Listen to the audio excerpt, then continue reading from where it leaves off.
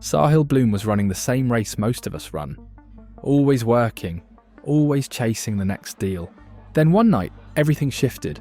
He was catching up with a friend whose parents were sick. The conversation got real. His friend asked, "How often do you see your parents?" Sahil thought about it, then admitted, "Once or twice a year." That's when his friend did the math out loud. With parents in their mid-60s, that meant maybe 15 more visits, 15 dinners, 15 hugs. And then the clock would run out. And here's the truth about time. It's the one thing you can't earn back. Yet we trade it away so casually, convincing ourselves that being busy is the same thing as living. On the outside, Sahil looked successful. The promotions kept coming, the deals kept closing, the millions kept stacking. But inside, he was restless, because every win faded almost instantly, replaced by hunger for the next one. And that raised a bigger question. If the finish line keeps moving, what actually makes us feel like we've arrived? That question stayed with him. It wouldn't let go. So Sahil started asking his wealthiest friends, people with 5 million, 10 million, even 30 million in the bank. He'd look them straight in the eye and say, "How much would it take for you to finally feel satisfied?" Every single one gave the same answer, 2 to 5 times what they already had. Think about that. No matter how high the number climbed, the finish line always shifted just a little further away. So he tried something different. Instead of asking those still in the chase, he turned to people who had already run the race. Men and women in their 60s, 70s, even 80s. "What do you wish you'd done differently?" he asked. And that's when the answers got heavy. One man said, "I worked so much I barely saw my kids grow up." Another shared, "We always said we'd travel, but by the time we finally retired, my husband's health was gone." And what struck Sahil was this. Not one person said they wished they'd stacked another million. Not one. What they remembered were the things they had missed. The birthdays that came and went. The empty chairs at dinner. The years that slipped through their fingers and could never be bought back. That's when he realised something important.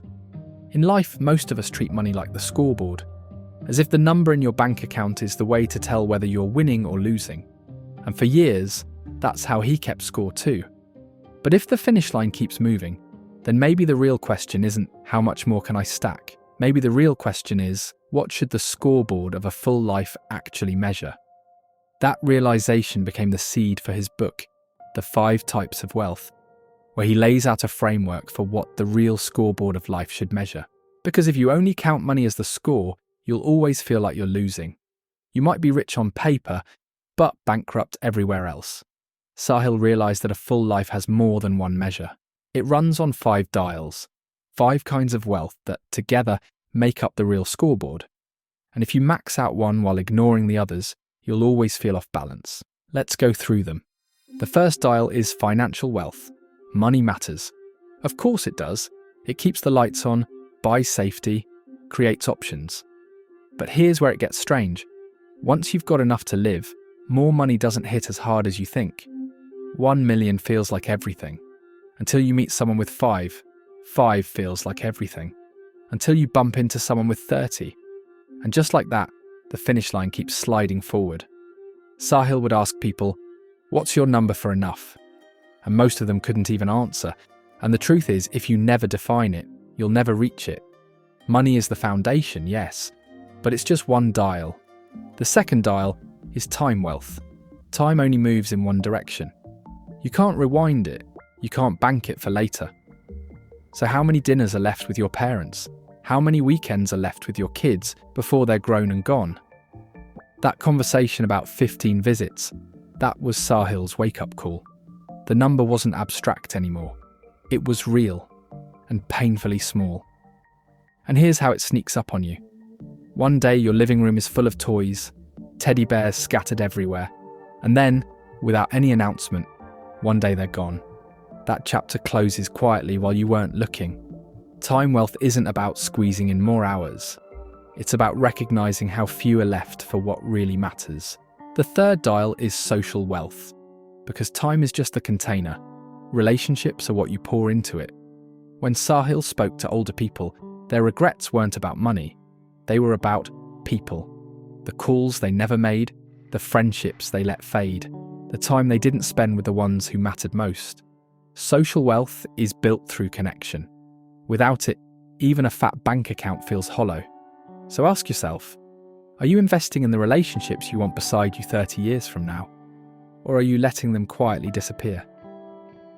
The fourth dial is physical wealth. Your body is the engine, and everything else in life runs on it.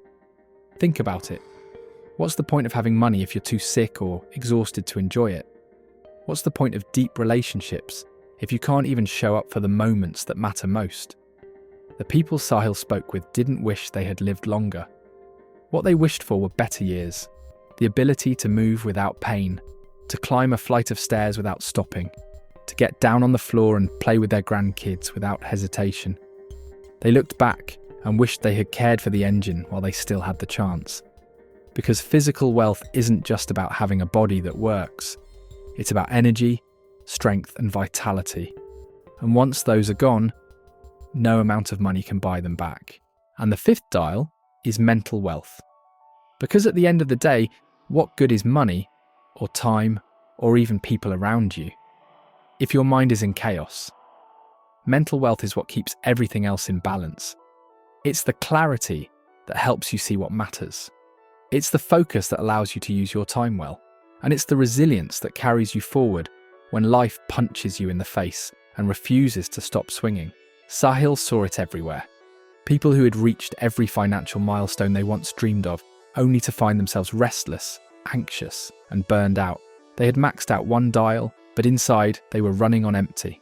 Without a steady mind, none of the other dials can hold. Because if your mental wealth collapses, every other part of your life begins to crack with it.